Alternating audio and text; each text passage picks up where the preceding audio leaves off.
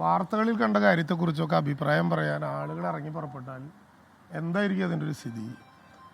ഏതൊരു റിപ്പോർട്ട് വന്നതിനെക്കുറിച്ച് നിങ്ങൾ പറഞ്ഞല്ലോ, ആ റിപ്പോർട്ടിൻ്റെ കോപ്പി ഉണ്ടെങ്കിൽ ഒന്ന് കണ്ടാൽ അത് വായിച്ചിട്ട് ഞാൻ ബാക്കി അഭിപ്രായം പറയാം. നിങ്ങളിപ്പോൾ കഴിഞ്ഞ 2 ദിവസമായി വാശിയിൽ പ്രതികരണം എടുക്കുന്ന റിപ്പോർട്ടുണ്ടല്ലോ, ആ കോപ്പി എന്താണ് ആരും ഇതുവരെ പ്രസിദ്ധീകരിച്ച് കാണാഞ്ഞത്? അങ്ങനെ ഒരു കോപ്പി പ്രസിദ്ധീകരിച്ച് കണ്ടതിനെക്കുറിച്ചല്ലേ, പ്രസിദ്ധീകരിച്ചാൽ അത് വായിച്ചതിനെ കുറിച്ചല്ലേ എന്നോട് അഭിപ്രായം ചോദിക്കുക? അപ്പോഴല്ലേ ഞാനതിൻ്റെ അഭിപ്രായം പറയുക. ഞാനാണ് ഇതിൻ്റെ 1-ാം പ്രതി എന്ന് ആരെങ്കിലും പറഞ്ഞാൽ അതിൽ പ്രതികരിക്കാൻ എനിക്കിപ്പോൾ എന്തായാലും ഒഴിവില്ല. അങ്ങനെയുള്ള വാർത്തകളോട് പ്രതികരിക്കുന്ന ശീലം എനിക്കില്ല. ഞാൻ വിഷയങ്ങളോടും വാർത്തകളോടും പ്രതികരിക്കാറുണ്ട്, ശക്തമായ ഭാഷയിൽ പ്രതികരിക്കാറുണ്ട്. തൃശ്ശൂർ പൂരത്തെക്കുറിച്ച് നിങ്ങളോട് പ്രതികരിച്ചിട്ടുണ്ട്, ബന്ധപ്പെട്ട അന്വേഷണ കമ്മീഷനുകളോട് പ്രതികരിച്ചിട്ടുണ്ട്, വളരെ കൃത്യതയോടുകൂടി കേരളത്തിൻ്റെ നിയമസഭയിൽ പ്രതികരിച്ചിട്ടുണ്ട്. ഇനി ആവശ്യമെങ്കിൽ ആ ഘട്ടങ്ങളിലെല്ലാം പ്രതികരിക്കും.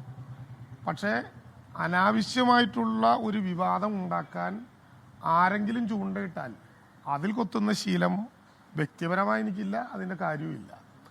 കേരളത്തിൽ പൂരത്തെക്കുറിച്ച് ഇപ്പോൾ മാത്രമല്ല, നിങ്ങളെപ്പോഴൊക്കെയാണോ തിരഞ്ഞെടുപ്പ് വരാനിരിക്കുന്നത് അപ്പോഴൊക്കെ ആരാണ് പുറത്തുവിട്ടത് എന്ന് പോലും കൃത്യമായി അറിയാത്ത, ഓർഡറില്ലാത്ത ഒരുപാട് വിഷയങ്ങളും അന്വേഷണങ്ങളും ഇങ്ങനെ തൊടുത്തു വിടാറുണ്ട്.